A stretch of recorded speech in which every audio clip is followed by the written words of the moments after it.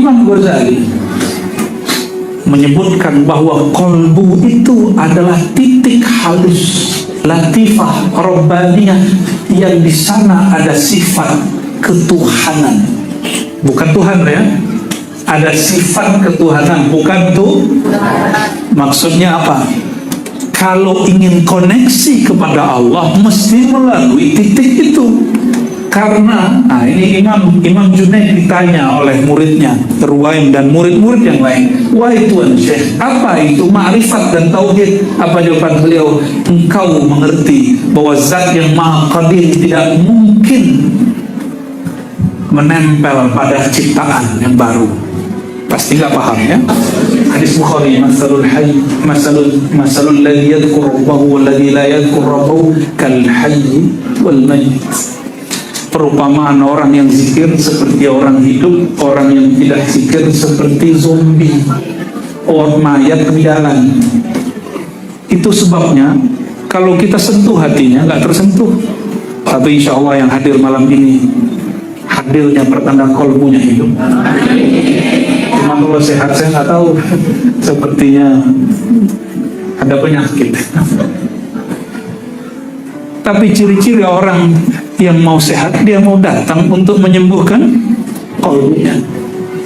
Tapi bagi ahli ma'rifat, orang yang kenal Allah, kenal Rasulullah, tidak hanya disebut taklif. Taklif ini untuk awamul muslimin, orang baru ngaji. Kalau sudah lama ngaji, mesti naik kepada makom berikut. Ibadah yang tadinya taklif beban, naik kepada ta'arif. Apa arti ta'arif? Beribadah karena cinta kepada Allah, karena sudah kenal yang disembah, maka kemudian merasakan lezat dalam menyembah. Yang dimaksud di dalam hadis ini bukan sekedar hati atau jantung yang daging itu, tapi itu jantung rohani. Jantung di dalam ilmu zikir disebut itu latifah qalbiyah, titik halus yang berkait dengan kolbu. Dia bukan di jantung, tapi tidak lain daripada jantung. Nah, berkait dengan jantung. Lain yang terjadi. Gengsi itulah musuh kita sendiri.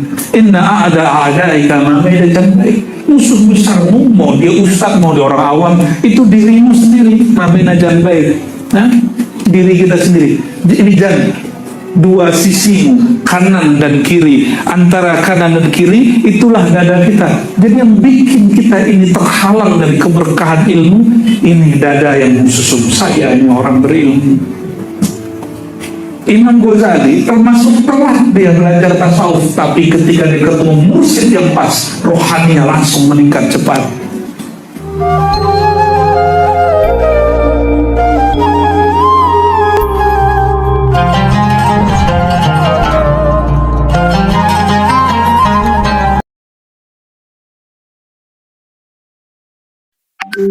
Ada wali yang tahu nama jasad, bahwa dua wali ini bertemu, salah satunya kenal nama jasad yang lain. Dipanggillah dia dengan namanya. Lalu yang salah satunya mengatakan, bagaimana engkau tahu namaku? Jawabannya, arafa ruhi ruhak. Ruhku tahu ruhmu. Diriku kenal dirimu. Tapi jangan coba-coba tes Ustaz dengan cara itu ya. Ustaz, siapa nama saya? Itu murid kurang ajar. Belajar adab dulu ya. Judulnya apa nih? Hidup sehat dan bahagia. Oh, itu bukan perspektif kedokteran. Saya itu bukan dokter, tapi dokter itu strata S3. Kalau dokter itu S1 khusus nyuntik-nyuntik itu ya, obat-obatin, diagnosa. Nah, kita kan kalau dokter ahli suntik. Saya ini pantang sekali disuntik, diinfus. Tapi ternyata ketika di tanah suci semuanya berbalik. Kata dokter mesti diinfus, akhirnya diinfus. Kalau nggak kuat di tanah haram, nggak kuat duduk untuk wukuf di Arafah. Bapak Ibu yang bukan Allah, dalam hadis yang kami terima dari guru-guru ahli hadis dan ahli-ahli rohani yang bersambung kepada Imam Al-Hafiz Muhammad bin Ismail Al-Bukhari dalam kitab Al-Jami' As-Sahih Al-Bukhari. Nabi SAW dalam hadis yang panjang, ini hadis yang di ujungnya. Hadis ini tentu sebagian kita sudah sering dengar, namun kami uraikan dengan sanad guru kami yang bersambung kepada Rasulullah SAW. Beliau bersabda, ala inna fil jasadi mudghah, ketahuilah bahwasanya di dalam jasad itu ada satu gumpal daging. Apabila ila suluhat atau salahat, dua-duanya boleh dibaca, salahal jasadu kullu, wa ila fasada fasadal jasadu kullu. Apabila dia rusak, fasadat itu rusak, fasadal jasadu kullu, maka rusaklah tubuh semuanya. Lalu di ujung baginda Rasulullah SAW mengatakan, ala wahiyal qalb, ketahuilah bahwa itu adalah qalbu. Qalbu menurut ahli kedokteran itu jantung. Dia dirusuk sebelah kiri di bawah susu kita, dua jari di bawah sedikit agak ke tengah tapi sebelah kiri. Punya jantung nggak? Coba dijelaskan. Dia oleh Imam Ghazali dalam kitab Ihya Ulumuddin, beliau menulis satu judul bab, judulnya Ajaibul Qalb. Apa judulnya? Ajaibul Qalb. Karena thariqat kita, tasawuf Ahlus Sunnah itu tasawuf yang sudah disusun dengan bagus dan rapih manhajnya oleh Imam Hujjatul Islam Abu Hamid Al-Ghazali. Karena Imam Ghazali ini ngambil talqin kepada Abu Ali Al-Farmadi. Abu Ali Al-Farmadi ngambil talqin kepada dua syekh. Pertama Abul Qasim Al-Qushairi. Lalu Abul Qasim mengatakan, Abu Ali, kamu cari guru saya namanya Abul Hasan Al-Kharqani. Ini ada gempa ya.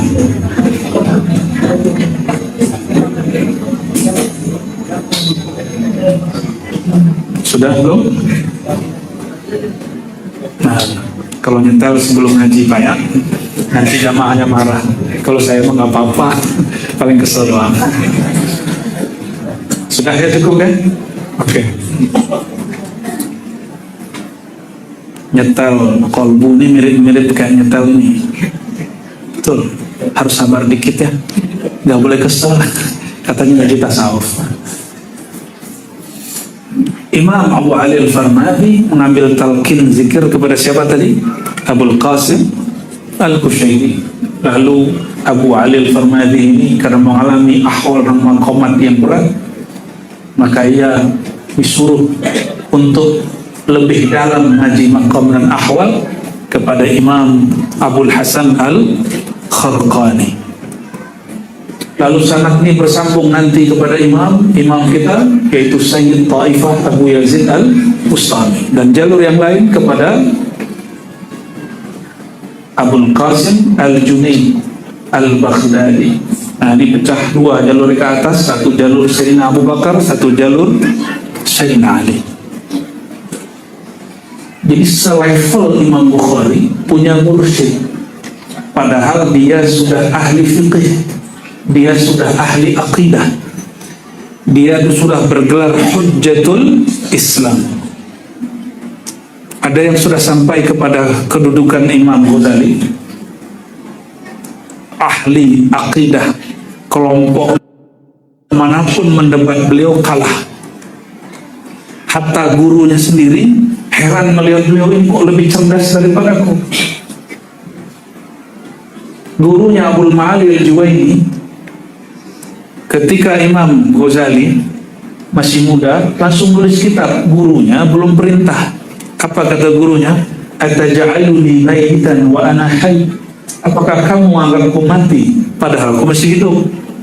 Maksud Imam Juwaini, jangan nulis dulu sebelum matang ilmunya. Jangan mengajar dulu sebelum matang ilmunya. Itu. Akhirnya matanglah ilmunya. Dan Imam Juwaini sendiri memuji Imam Ghazali sebagai lautan yang sangat dalam. Ini pujian guru kepada murid. Tapi kami bolak-balik nyebrang laut. Saya gak berani nyebur ke dalam. Kaki tangan aja cek. Oh, asing juga. Kami ziarah kepada anaknya Maulana Ishaq ya, di Pulau Tulung. Lalu dikasihlah nama sama orang Sunan. Saya tanya kepada orang yang kakeknya dulu punya pulau itu namanya Pak Haji Tarik Adnan. Kita temu beliau, saya tanya, katanya ini dulu punya salah satu kakeknya. Benarkah itu dulu tempat kuburan? Betul, dulu banyak makom di situ. Ya. Jadi itu bukan mafia kuburan yang buat itu ya. Jadi beneran dulu ada makom ya. Itu laut, Masya Allah, walaupun indah, tapi kita nggak berani juga terjun ke dalamnya. Dan Imam Ghazali itu terjun ke dalam lautan ilmu dan dia selamat. Imam Ghazali yang sudah menjadi imam mufti mujtahid dalam bab fiqh, dalam bab aqidah, itu masih merasa resah dirinya, apa yang kurang padaku. Maka dia kemudian tinggalkan semua pengajarannya. Dia di rumah, jadi kamar. Sudah hampir 15 hari dia nggak keluar-keluar, nggak bisa ngomong. Kenapa? Dia mengerti teori berzikir tapi tidak menikmati rasa berzikir. Dia tahu dalil sholawat tapi tidak merasakan rindu kepada yang disolawatkan. Dia tahu semua dalil, udah mengerti. Jadi orang-orang hari ini yang mengatakan Imam Ghazali ini hadis-hadisnya palsu, itu tidak mengenal Imam Ghazali.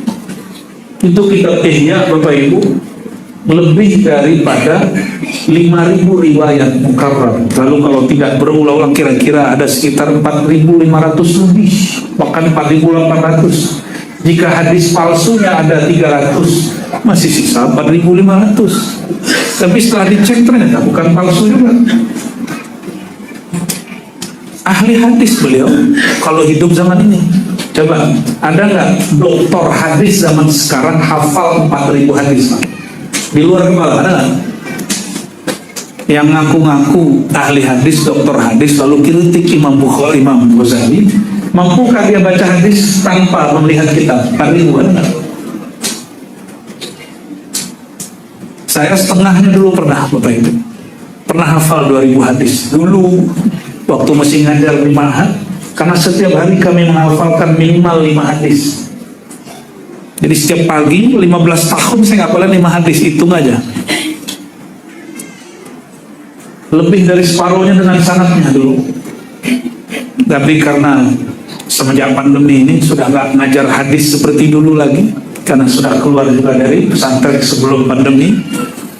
Karena saya kemudian terpanggil untuk lebih fokus kepada surau zikir, zawiyah zikir, ribat zikir. Maka saya pending dulu ngaji hadisnya, tapi tetap ngaji hadis. Itu di situ kita tahu, wow, Imam Ghazali luar biasa. Maka saya sampaikan, kami sampaikan kepada siapapun yang merendahkan Imam Ghazali dalam ilmu hadis, ayo ya, uji hadismu dengan kitab Ihya. Uji kekuatan hadismu dengan kitab Ihya.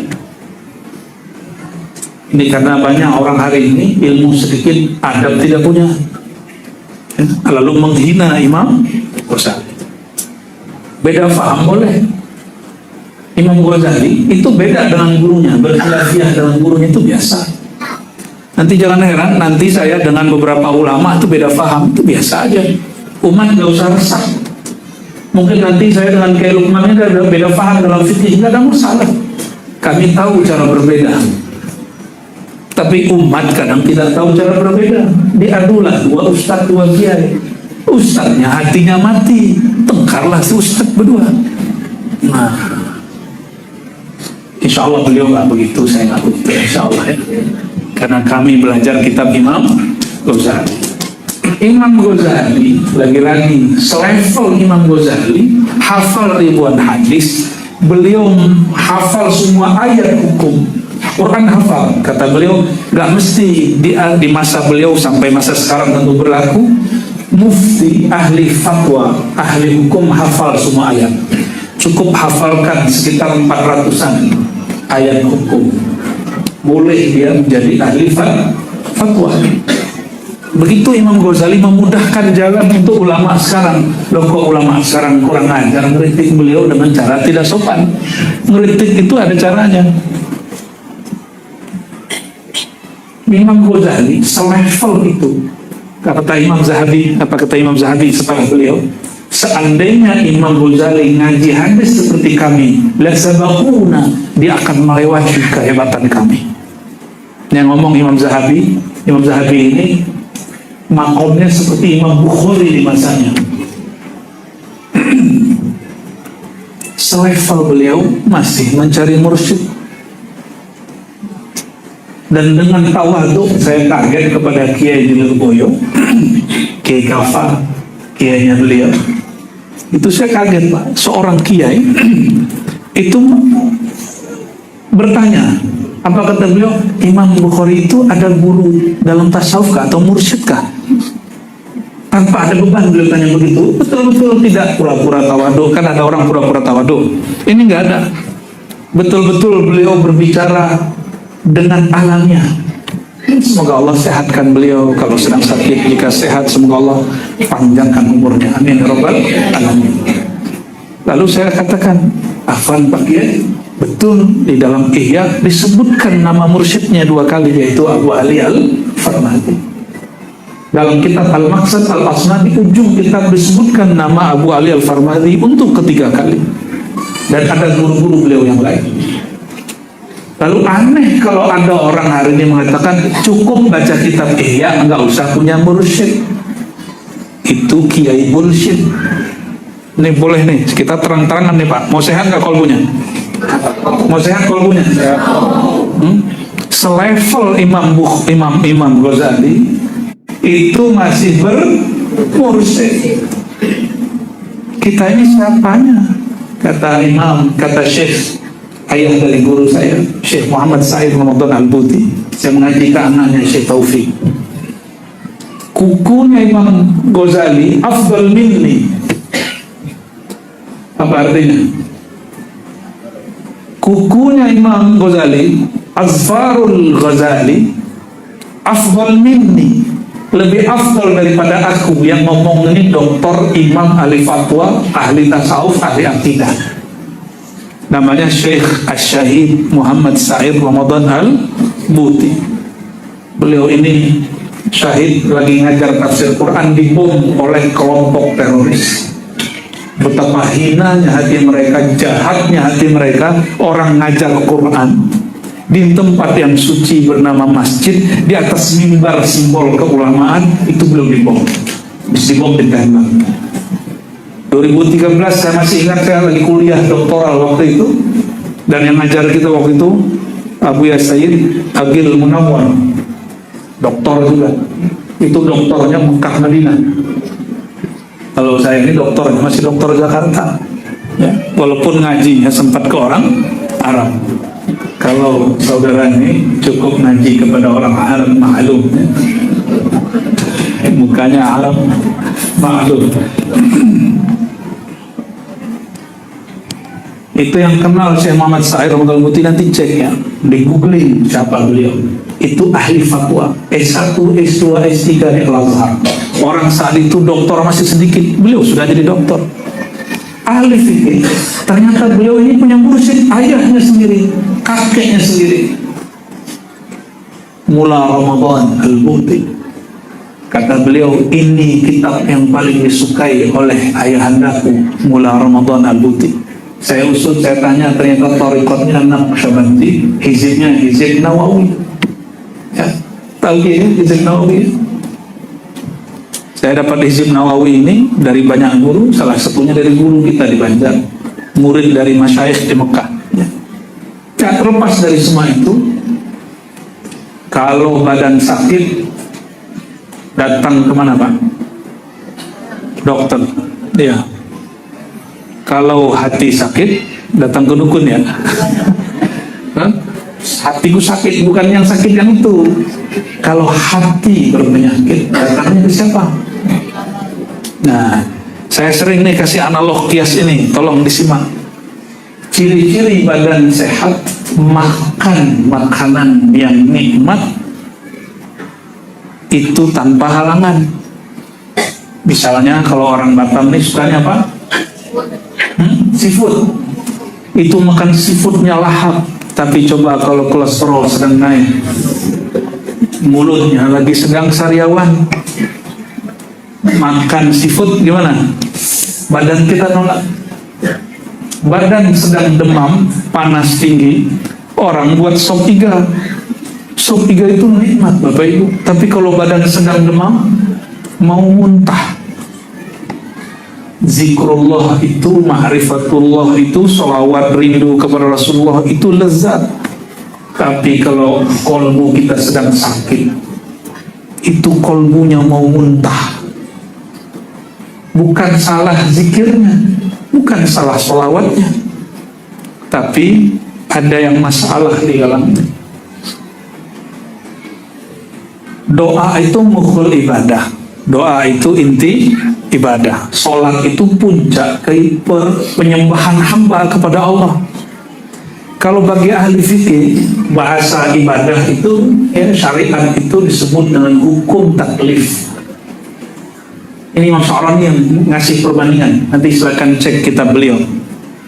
Tapi bagi ahli ma'rifat, orang yang kenal Allah, kenal Rasulullah, tidak hanya disebut taklif. Taklif ini untuk awamul muslimin, orang baru ngaji. Kalau sudah lama ngaji, mesti naik kepada makom berikut.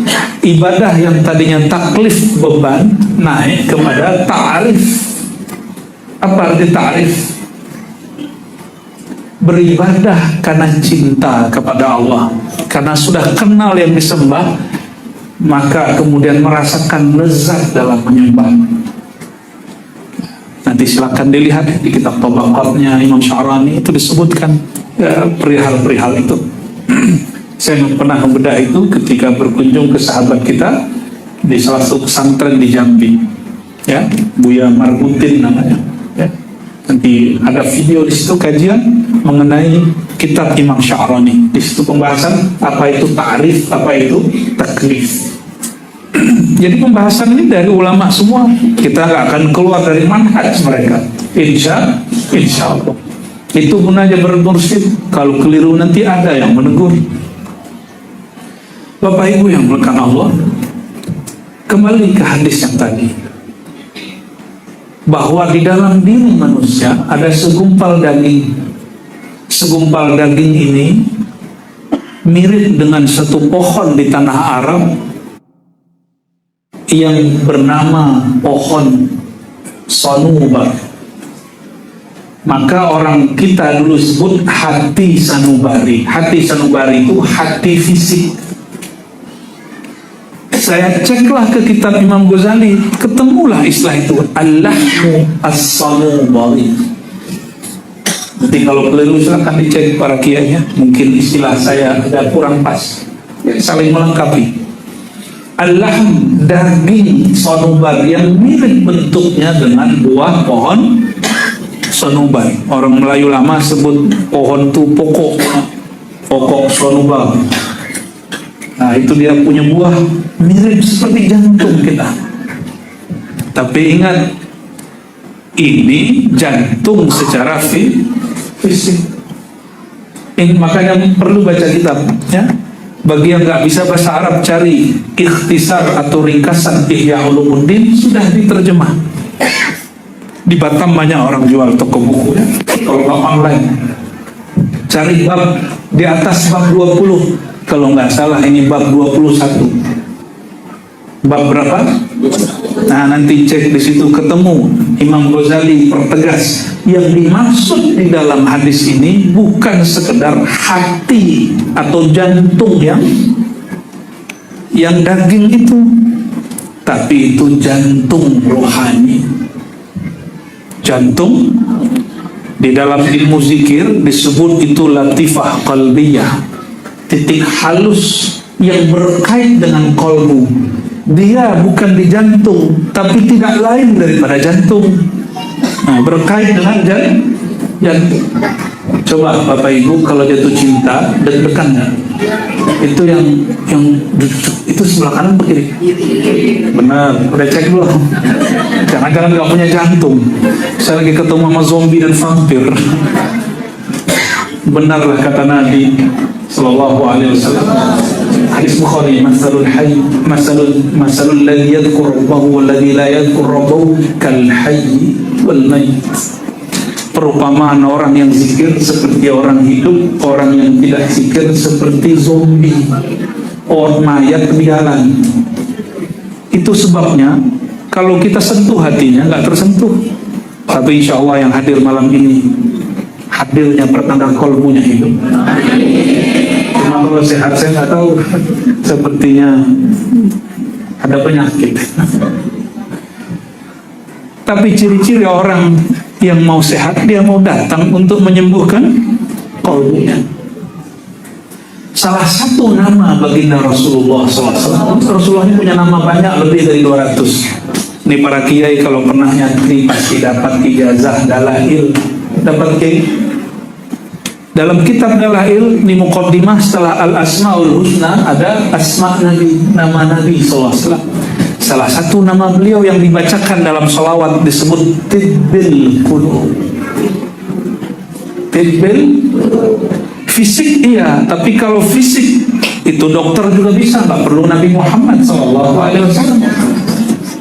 Rasulullah itu Tibbil Qulub. Ingat beliau, kolbu sembuh. Hebat ya? Ingat Rasulullah SAW, kolbu sembuh. Masalahnya, adakah yang bisa ingat Rasulullah SAW? Ada yang ketemu Rasulullah? Ada yang sudah jumpa Rasulullah SAW? Belum. Karena tidak jumpa baginda Rasulullah SAW, maka wajib jumpa orang yang berjumpa dengan Rasulullah SAW. Siapa yang berjumpa Rasulullah? Sahabat. Ada yang jumpa sahabat? Kalau gitu, murid sahabat, tabi'in. Ada yang jumpa tabi'in?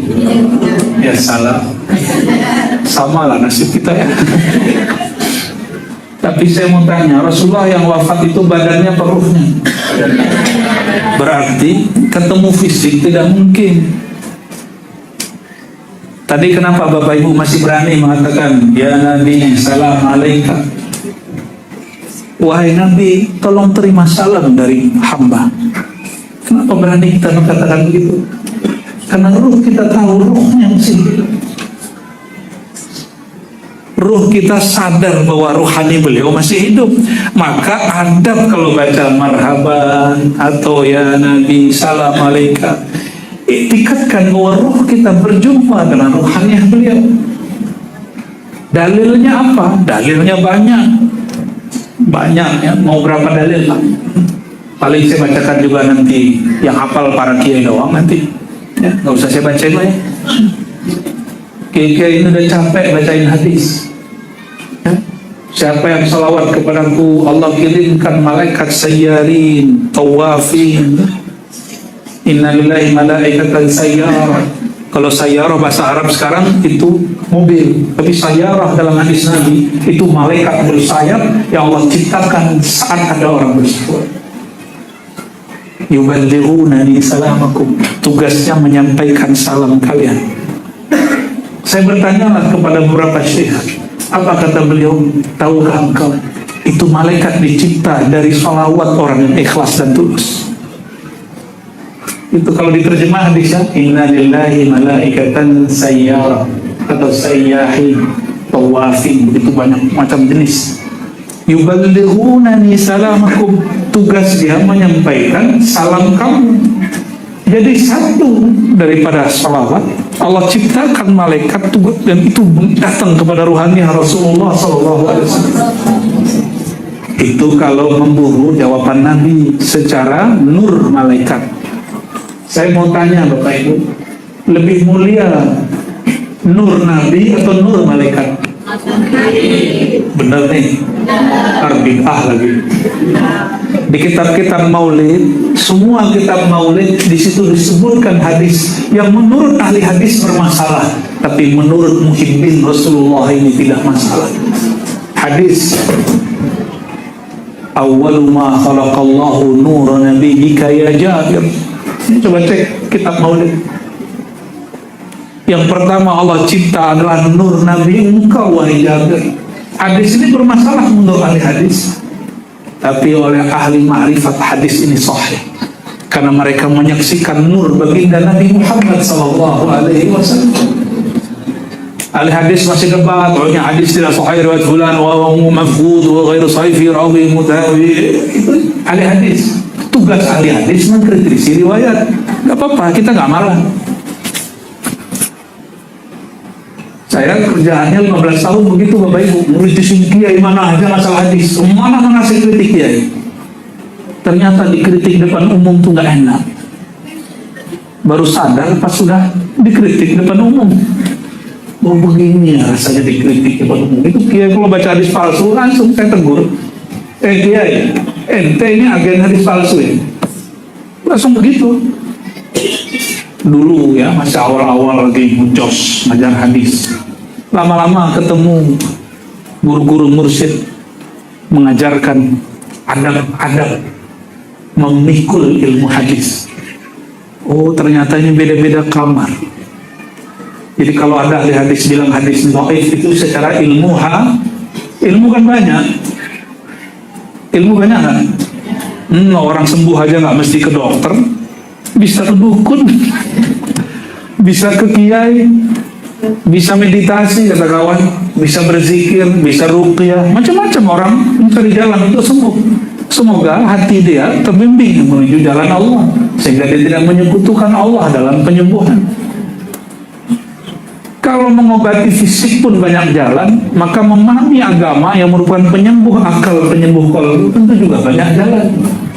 Maka ahli hadis juga jangan marah-marah juga kalau kita mengatakan ini hadis secara rohani sahih. Ya, saya nggak usah sebutlah pengalaman rohani saya mengenai nur itu. Nanti disebut halu lagi oleh orang yang nggak mengerti. Wajar dia nggak sampai, maka dia sebut pengalaman kita halu. Ya, nggak apa-apa lah. Lagi sholawat ada yang nangis, ada yang bengong, kenapa sih nangis gitu ya kan? Ya. Karena pengalaman rohani itu di dalam sini. Kalau orang nggak lihat, wajar dia melihat pakai matanya. Dia memikirkan pakai akalnya. Pengalaman rohani bukan wilayah mata, bukan wilayah akal, bukan wilayah baca kitab. Yang tertulis dibaca kitab, yang tersirat bukan yang tersurat. Ditulis di Quran, ala bidzikrillah tatma'innul qulub, itu tulisan di mushaf. Ketahuilah dengan menyebut nama Allah hati tenang. Coba Pak sebut nama Allah, tenang nggak hatinya? Saya nggak yakin tenang hatinya. Coba sebut nama Allah. Allah. Mana tenang begitu? Nggak punya teknik. Ini ada obat, ada herbal. Kita ini yang bukan dokter, bukan herbalis, bisakah meramunya? Bisa keracunan. Nah inilah yang terjadi. Ini yang dikhawatirkan sebagian ahli fikih. Kalau ada orang ngaji tarekat tasawuf tidak kepada ahlinya, nanti coba ramu-ramu zikir sendiri. Keracunan zikir namanya. Ada orang keracunan jamu, ada orang keracunan obat. Nah nanti begini dia kalau keracunan zikirnya.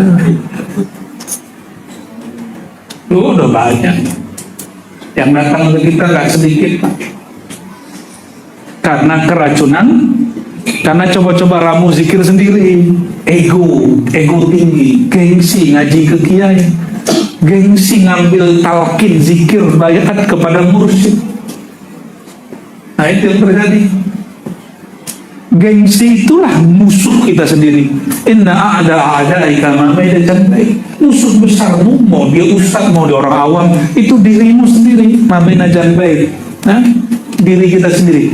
Ini jan.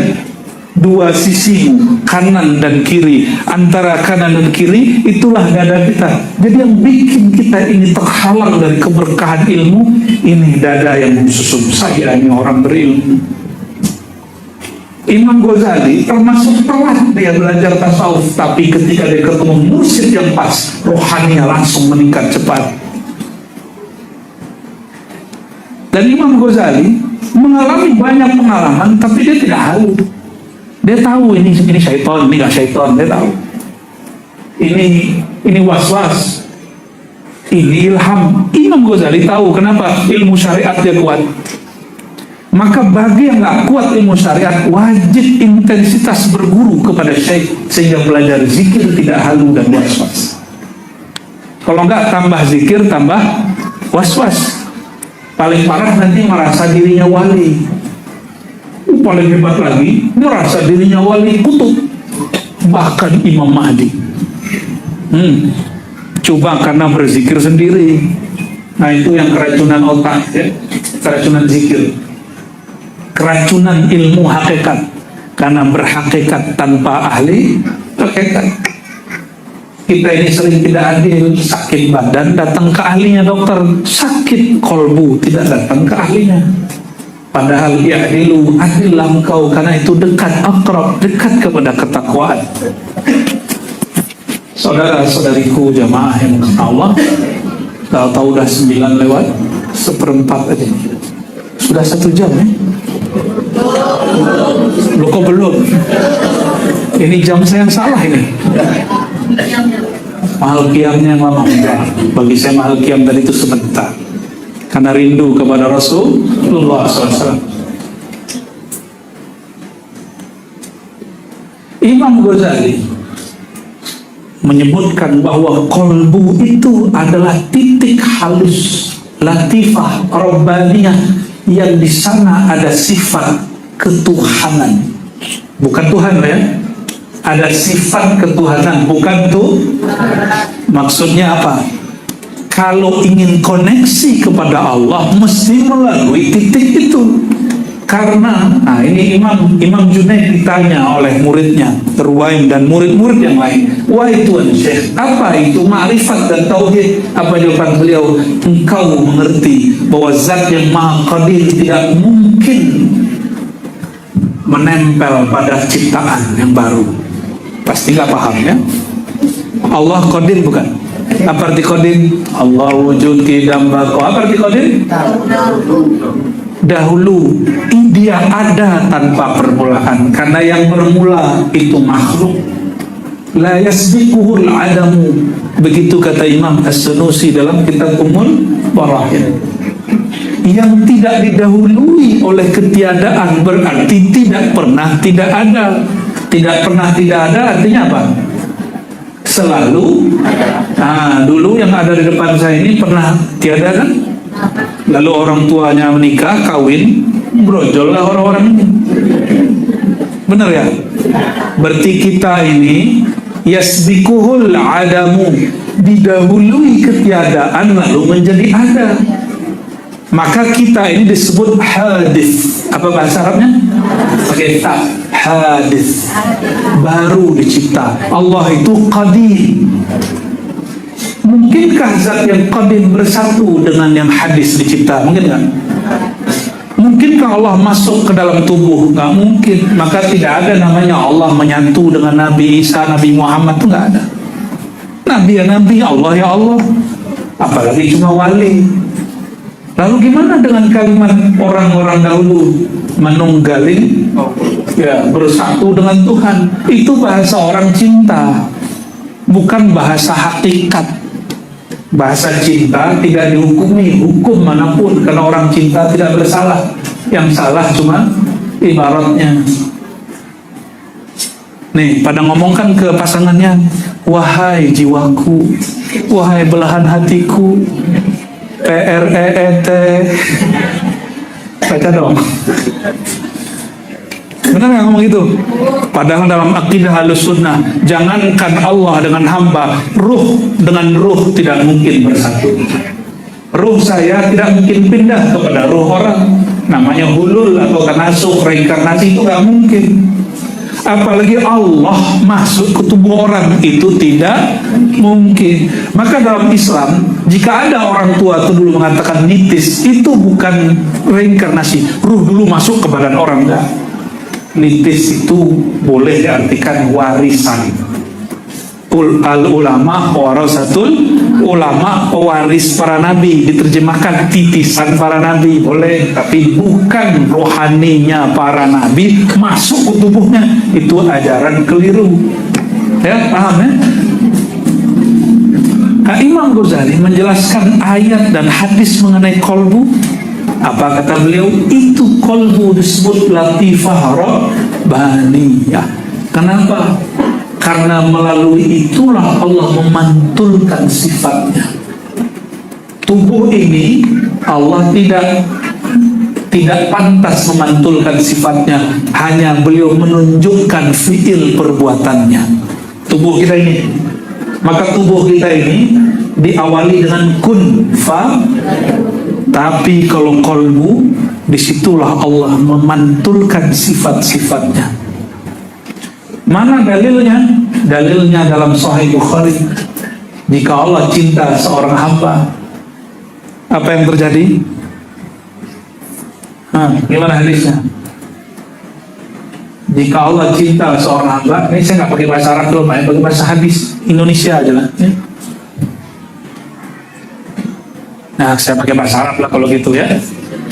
Fa idza ahbabtu abdan kuntu sam'ahu alladhi yasma'u bihi wa basarahu alladhi yubsiru bihi. Apabila aku cinta kepada hamba. Nah, kita ini kalau mencintai sesuatu, ini tabiat. Ingin supaya yang sesuatu ini lebur dalam diri kita, tunduk kepada kita. Makanya bapak ibu-ibu nih, wajar nih Pak ya, ibu-ibu ini mau menundukkan bapak ibu. Gimana caranya? Supaya suami sayang gitu kan. Bapak-bapak datang ke dukun, mbah dukun, dibalas lagi, gimana supaya istriku penurut. Loh, kalau mau penurut datangnya ke ahli ilmu, bukan ke dukun, nanti dibacain mantra. Maka tunduknya bukan dari kolbunya, tapi dari jin, dari khodam-khodam. Tapi kalau datang kepada guru, tunduknya dari dalam, karena kesadaran itu mau dimantrain apanya nggak bisa. Gak tembus. Itu dukun aja sama bininya tengkar. Ustaz juga sama. 11-12. Apa kata Allah? Apabila aku cinta kepada hambaku, maka sifat dia, sifat mendengar, sifat melihat. Jika dia melihat denganku. Jika dia memandang dengan pandanganku. Jika dia mendengar dengan samaku. Itulah yang disebut manunggaling kaula Gusti yang sahih. Jadi ada manunggaling yang tidak sahih. Berarti kajian begitu kajian standar Pak. Ada di Sahih Bukhari. Ada di Sahih Bukhari. Cuma orang nggak mau baca dengan hatinya, dia baca cuma dengan menerjemah. Jadi kalau kolbu si hamba sudah dicintai Allah, maka Allah gantilah spare part di dalamnya itu, ya. Bukan lagi sama dia yang mendengar, tapi itu sama Allah. Loh, maksudnya apa? Si hamba itu tidak mungkin mendengar kecuali Allah memperdengarkan.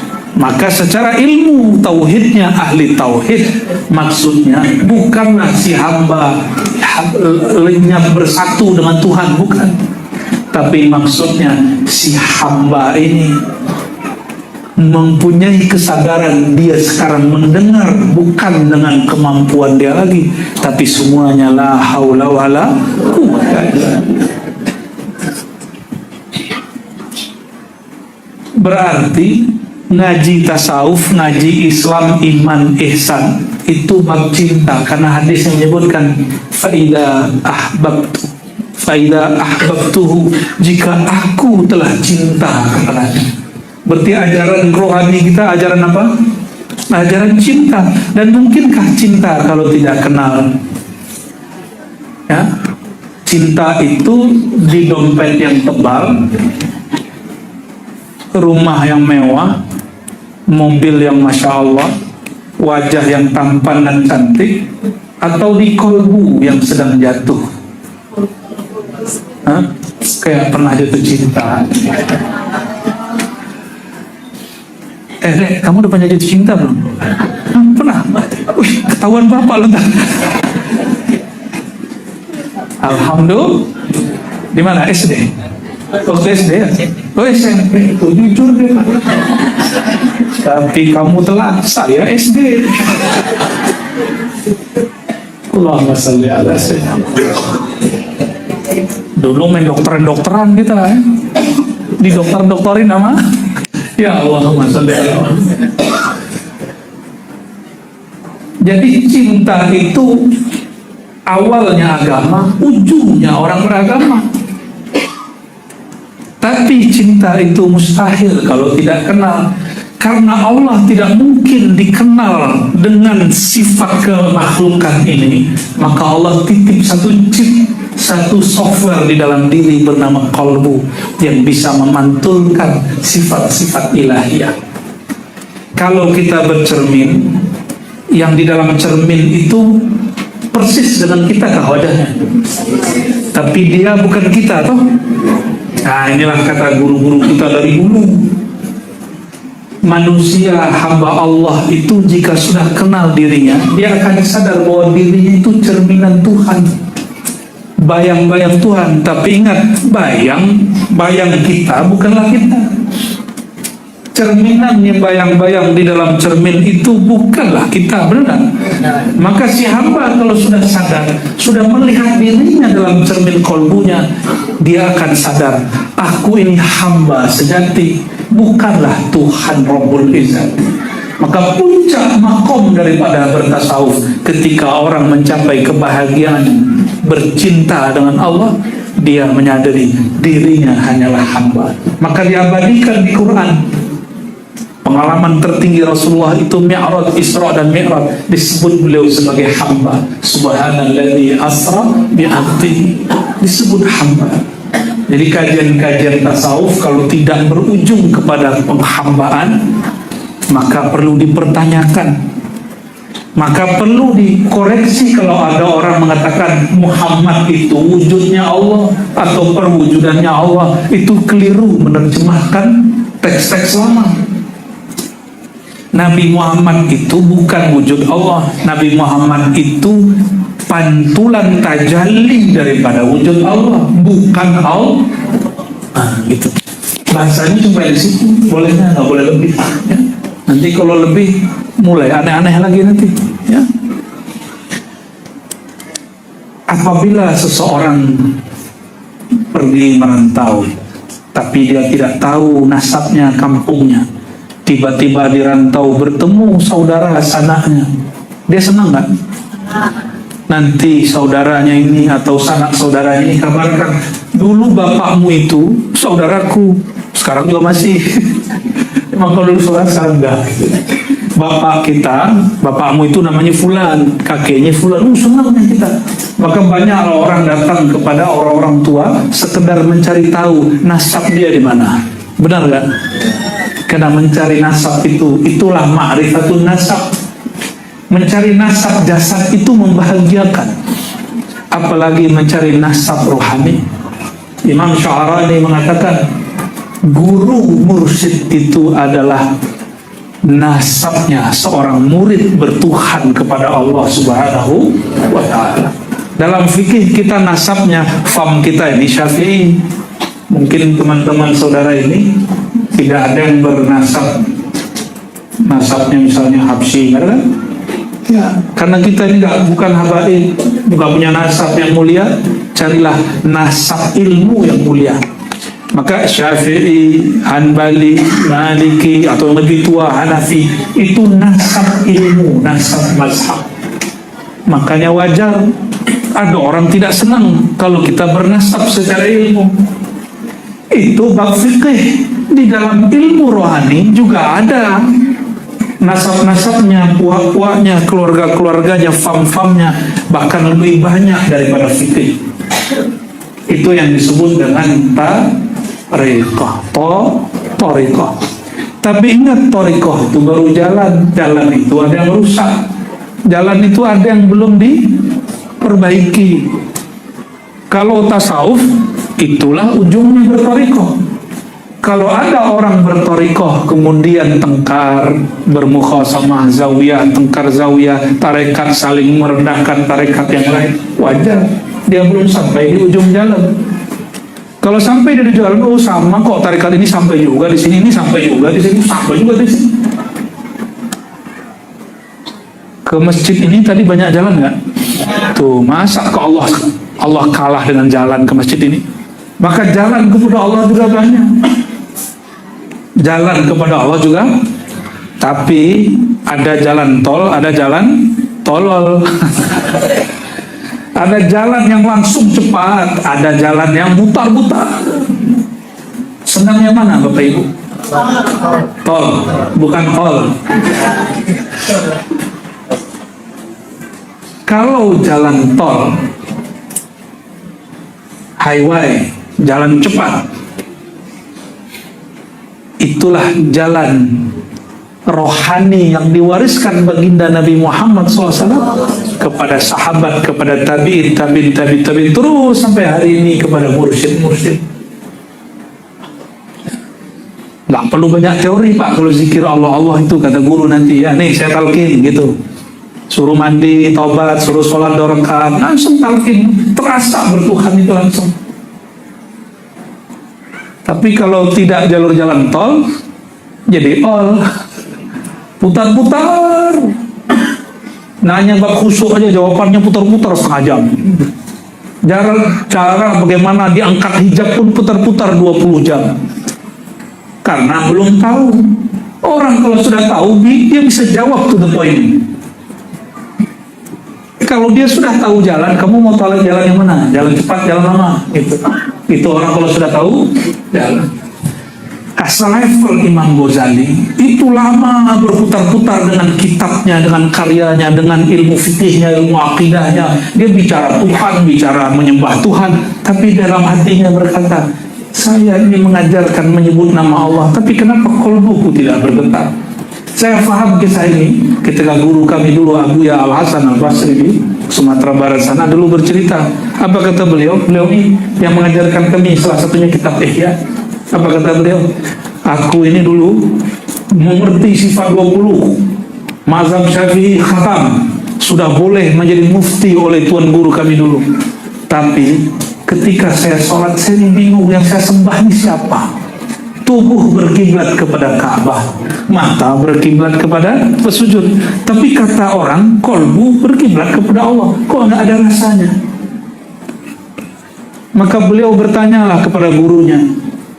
Gurunya yang ditanya, guru ahli kalam, ahli akidah, jawablah putar-putar pakai sifat 20. Lama tambah pusing dia. Ya nanyanya ke ahli kalam. Besok dia cari lagi ahli fikih. Orang ahli fikih ada lagi caranya. Kau kalau sholat mesti bajunya bersih. Betul kan? Tempatnya bersih. Pakai baju, jangan baju biasa, baju koko. Ya, ini kata guru fikih saya dulu sama. Orang kalau sholat pakai baju koko lebih khusyuk daripada baju kemeja. Ya Allah, kayaknya nggak ada di kitab fikihnya, nggak ada. Tapi ada loh orang ngajarin kita begitu dulu. Emang kalau pakai celana, ini celana apa nih Pak? Sama sarung beda nggak khusyuknya? Itu cuma style. Saya sholat pakai gamis, pakai ridak namanya Pak. Tapi ketika sholat memperhatikan, bagus juga bajuku ini. Nah, itu namanya khuyala. Khuyala itu orang yang berkhayal dalam sholatnya mengenai penampilan dia. Maka Allah tidak pandang sholat orang yang isbal karena dulu mengundang khayal di dalam sholat. Coba cek bahasa Arabnya, makhilah itu artinya berkhayal. Tapi cenderung kepada merasa bajunya lebih bagus, sombong dalam bab pakaian. Ayo, gimana? Nanti yang punya jenggot nih lagi baca walawalin sunnah Nabi.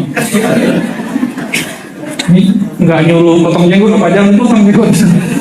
Cowok-cowok yang nggak berjenggot nih berjenggot lah ya, biar nggak nanti mukanya klimis-klimis ya. Nanti ada yang jatuh cinta yang lain. Jadi diajarin khusyuk macam-macam. Ada lagi yang datang kepada kita, Buya, kami dulu dilatih khusyuk sama guru kami, diajak ke tengah hutan, sholat di bawah pohon, bunyi angin, rasanya hati tenang. Oh ternyata dia sholat khusyuk kalau ada angin. Kenapa di rumah nggak pasang kipas angin? Lebih besar. Yang satu lagi cerita, ini semua ini kisah orang cari khusyuk nih. Ada satu lagi kisah cari khusyuk, dilatih sama gurunya sholat dia di tengah sungai. Ini bukan yang dalam video itu ya, yang gelas sajadah di atas air, bukan. Itu sajadah digelar di tengah sungai, ada batu, dia sholat di tengah batu. Allah. Kata gurunya, kamu tarik nafas dalam-dalam, mirip-mirip meditasi, dengarkan suara hati dan suara alam. Kata dia, badanku merinding, bulu romaku berdiri. Tahu-tahu udah assalamualaikum. Tahu nggak Buya, apa yang aku dengarkan? Itu suara gemercik air tembus ke dalam hati. Akhirnya saya perdengarkan itu ya, ini di YouTube-nya ada di suara air bercik. Benar nggak? Non-stop 3 jam suara gemercik air. Ada di YouTube. Nggak perlu ke tengah sungai. Takutnya nanti lagi kaget ada buaya loncat. Allahumma sholli ala sayyidina. Macam-macam cari orang, cari khusyuk. Ya. Tapi metode awalnya sudah sama. Sebenarnya ini sudah metode. Yang tadi ahli fikih mengatakan apa? Ayo bersihkan badan. Ya, karena ibadah sholat itu mesti ada urusan dengan hukum badan. Ini yang urus ahli fikih.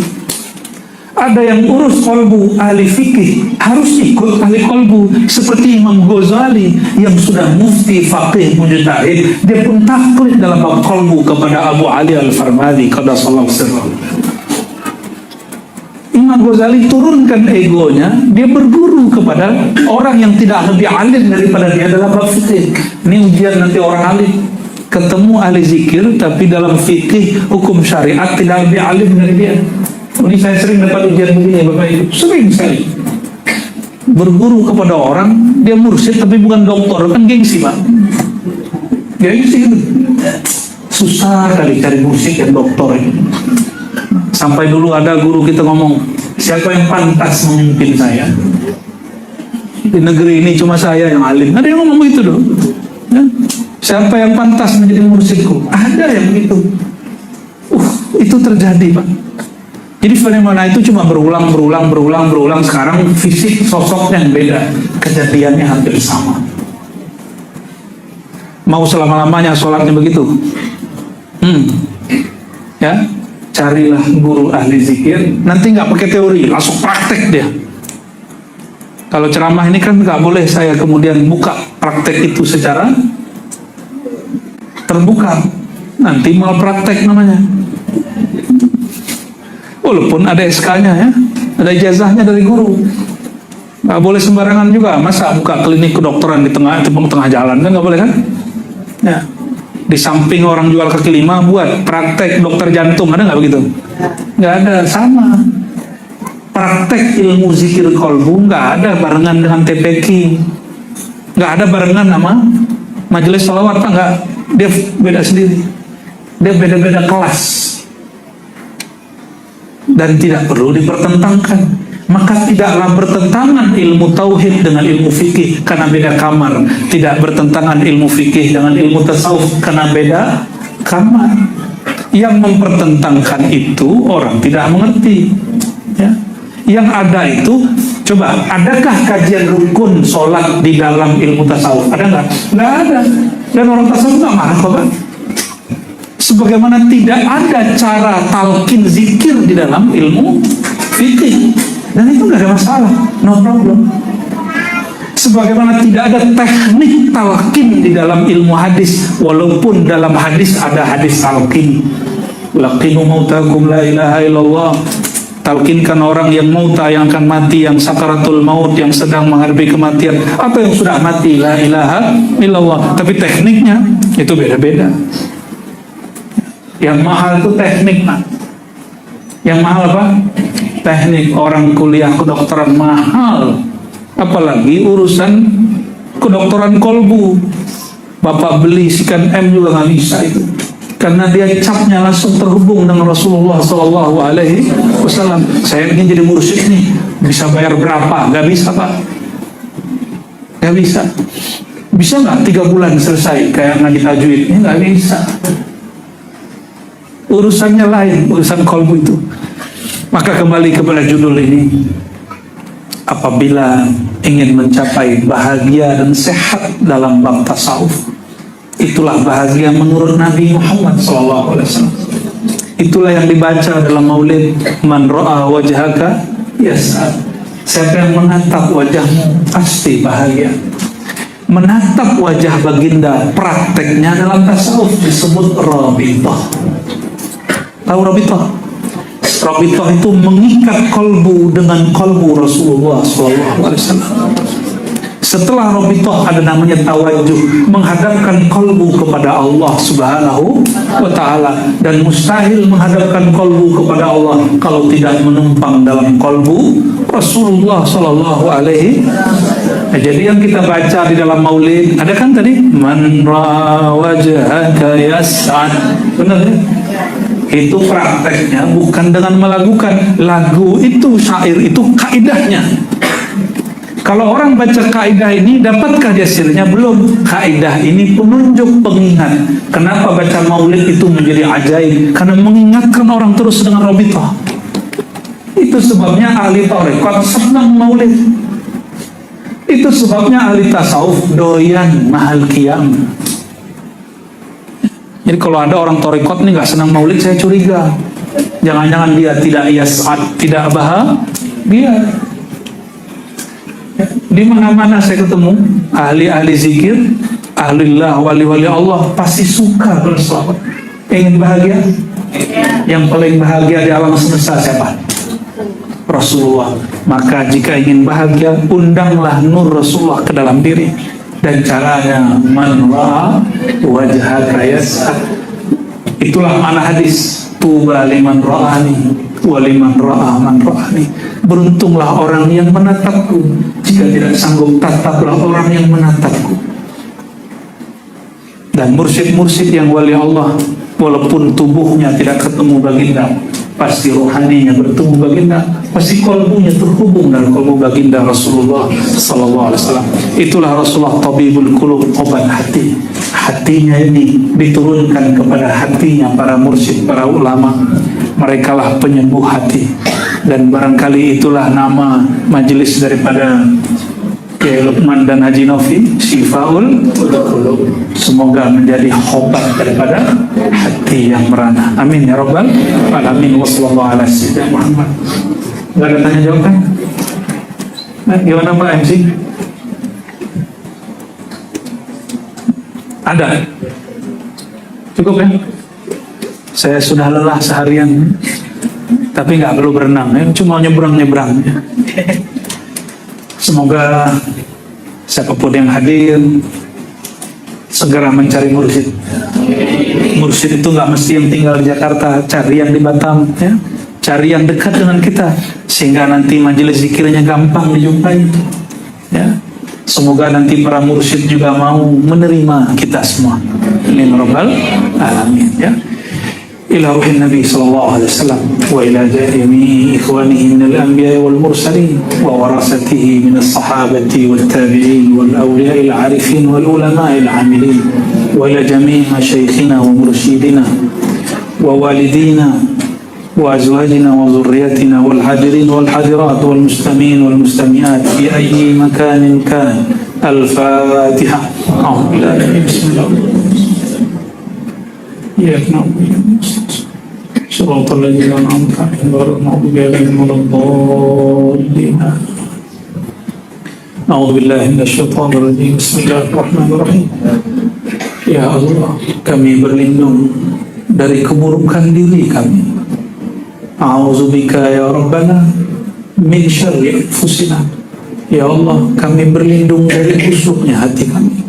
Ya Allah, kami berlindung dari jahatnya hawa nafsu kami. Ya Allah, kami berlindung dari tingginya ego kami. Ya Allah, kami berlindung dari sifat-sifat buruk yang kami tidak sadari dalam diri kami. Bismika ya Allah nad'uka. Ya Allah, dengan nama Engkau ya Allah kami memanggil Engkau. Fastajib da'awatina ya Sami' ya Qarib. Maka mohon ya Allah, yang memiliki alam semesta, yang menguasai diri kami, yang menguasai jantung kami, yang menguasai aliran darah kami, yang menguasai setiap satu sel dalam diri kami. Mohon ya Allah, alirkan cinta di dalam diri kami, alirkan cinta kepada Engkau, kepada kekasih Engkau Nabi Muhammad SAW di dalam jiwa kami.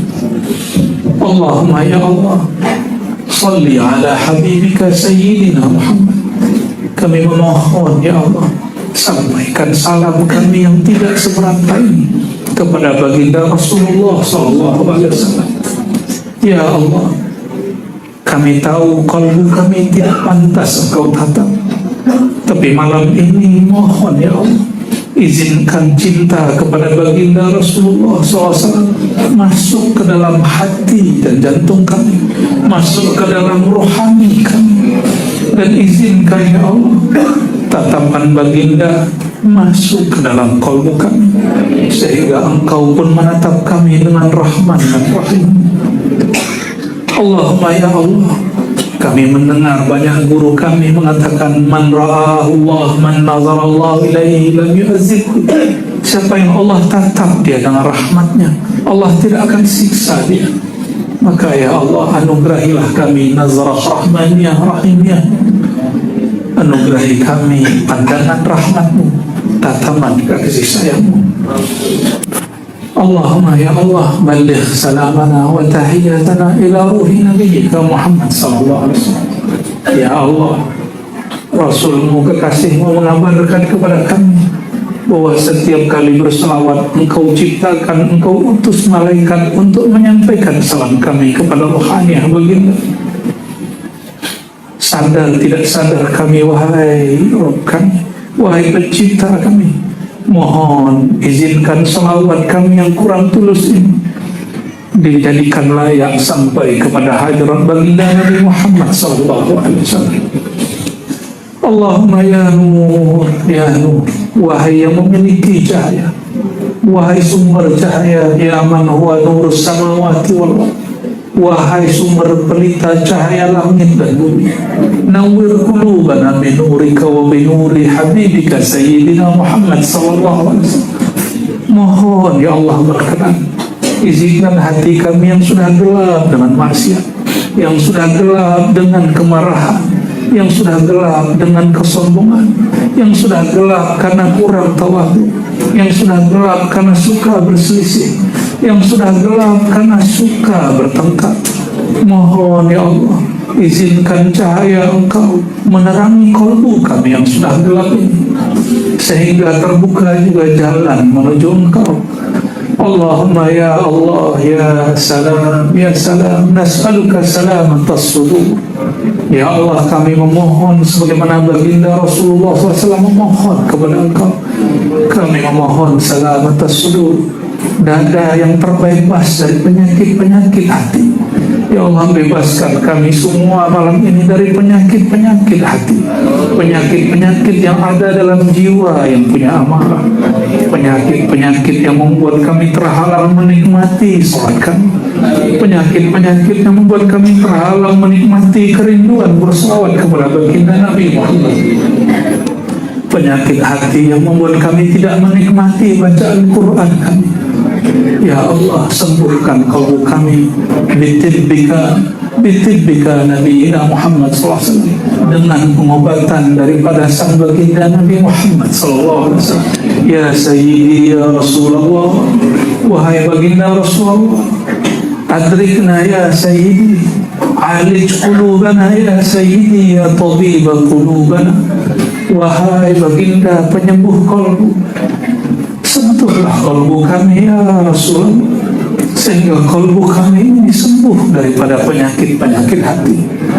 Ya Allah, ya muqallibal qulub, ya musarrifal qulub, wahai yang merubah hati kami, ubahlah hati kami malam ini menjadi lebih bercahaya, dari yang suka benci menjadi suka cinta, dari yang mudah emosi menjadi lebih sabar, dari yang kurang menghormati menjadi lebih menghargai, dari yang berprasangka lebih kepada berbaik sangka.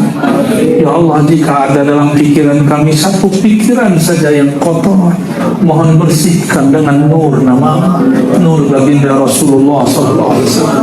Allahumma ya Allah, di kalbu kami masih ada sifat sombong, masih ada merasa lebih tinggi ilmu daripada orang yang ada di sekitar kami.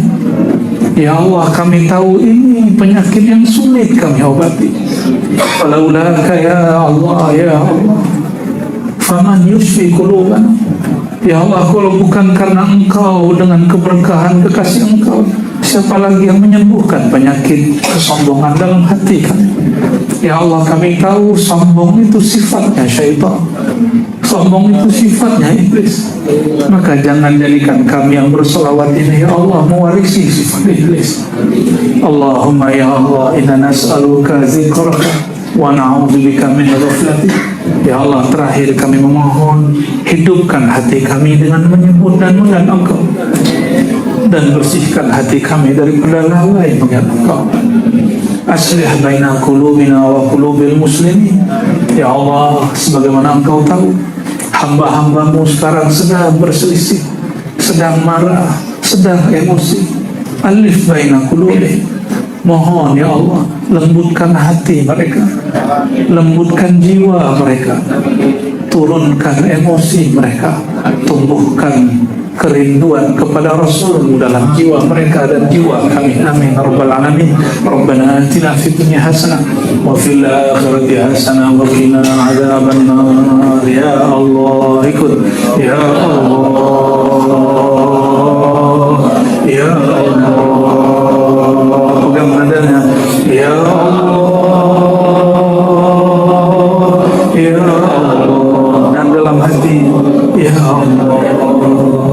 Wahai hatiku, sebutlah ya Allah, ya Allah. Muhammad Rasulullah SAW. Al-Fatihah.